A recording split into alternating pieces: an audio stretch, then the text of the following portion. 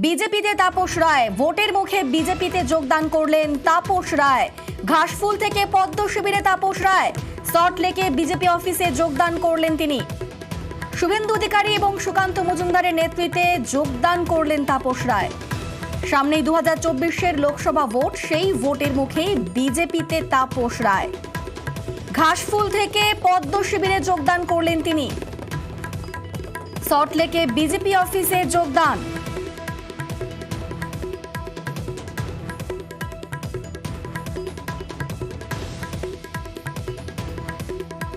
শুভেন্দু অধিকারী এবং সুকান্ত মজুমদারের নেতৃত্বে সল্টলেকের বিজেপি অফিসে যোগদান করলেন তাপস রায়। ভোটের মুখে বিজেপিতে যোগদান তাপসের।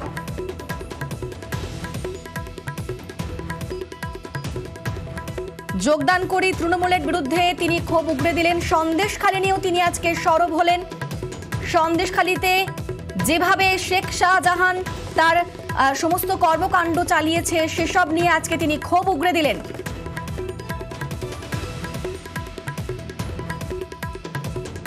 ভোটের মুখে বিজেপিতে যোগদান করলেন তাপস রায় এবং যোগদান করে তিনি বললেন বিজেপির প্রতি তিনি 100% লয়াল থাকবেন। তিনি যখন যেখানে ছিলেন তিনি সেই কাজ মন দিয়ে করেছেন এবং বিজেপিতে যোগদান করার পরেই তিনি বললেন যে বিজেপির প্রতি 100% লয়াল থাকবেন তিনি। ভোটের মুখে বিজেপিতে যোগদান করলেন তাপস রায়। ঘাসফুল থেকে পদ্ম শিবিরে এবার তাপস রায়। বিজেপিতে যোগদান করে তৃণমূলের বিরুদ্ধে ক্ষোভ উগড়ে দিলেন তিনি। তিনি কথা বললেন সন্দেশখালী নিয়ে।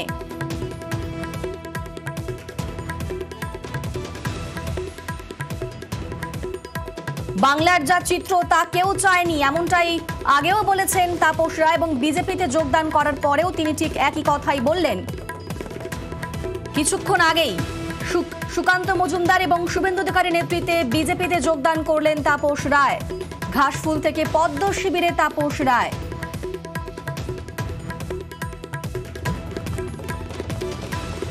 সল্টলেকের বিজেপি অফিসে যোগদান করলেন তিনি। সামনেই 2024-এর লোকসভা ভোট, ইতিমধ্যেই একে একে প্রার্থী তালিকা প্রকাশ হচ্ছে এবং তার মধ্যে এবার বিজেপিতে যোগদান করলেন তাপস রায়। আমাদের সঙ্গে রয়েছেন প্রতিনিধি ওঙ্কার। ওঙ্কার, এই মুহূর্তের আপডেট জানতে চাইবো তোমার থেকে।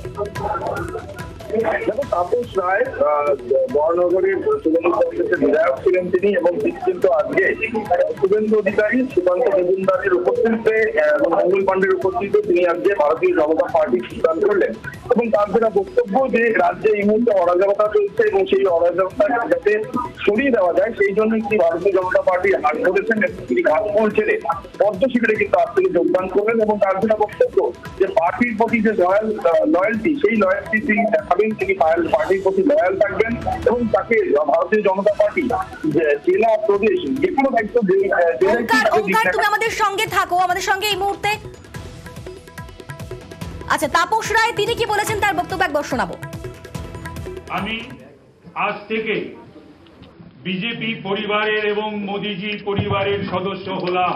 যতদিন আর রাজনীতিতে আছি ততদিন আমি এই পরিবারের সদস্য হিসাবে আমার যা কর্তব্য, আমার যা দায়িত্ব, আমি সেটা অত্যন্ত সুচারু রূপে পালন করব।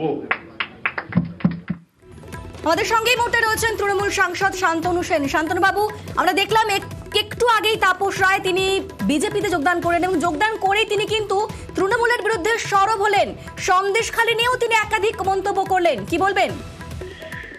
নীতি আদর্শ জলাঞ্জলি দিয়ে যে তৃণমূল কংগ্রেস তাকে বিধায়ক করেছে, বারবার তাকে মন্ত্রী করেছে, তাকে ডেপুটি চিফ হুইপ করেছে, তাকে জেলার সাংগঠনিক প্রধান করেছে, শুধুমাত্র ইডির রেডের ভয়ে বা বৃহত্তর কিছু পাওয়ার প্রলোভনে মমতা বন্দ্যোপাধ্যায় এবং সেই তৃণমূল কংগ্রেসের পিঠে ছুরি মেরে দুর্নীতিগ্রস্ত সিবিআই নাম থাকা, এফআইআর নাম থাকা লোকেদের পাশে বসে তাদের হাত থেকে পতাকা নিয়ে নরেন্দ্র মোদী এবং বিজেপির পরিবারের কাছে আত্মসমর্পণ করলেন। এরা সারা জীবন ভারতবর্ষের রাজনীতিতে বেঈমান এবং মির্জাফর হিসেবে চিহ্নিত হয়ে থাকবে। এই সমস্ত বেঈমান মির্জাফরদের বাংলার রাজনীতিতে কোনো জায়গা হয়নি, ভবিষ্যতেও হবে না। বেশ, ধন্যবাদ শান্তনু বাবু। তৃণমূল ছেড়ে বিজেপিতে যোগদান করলেন তাপস রায়। ভোটের মুখে বিজেপিতে যোগদান করলেন তিনি। সল্টলেকে বিজেপি অফিসে যোগদান।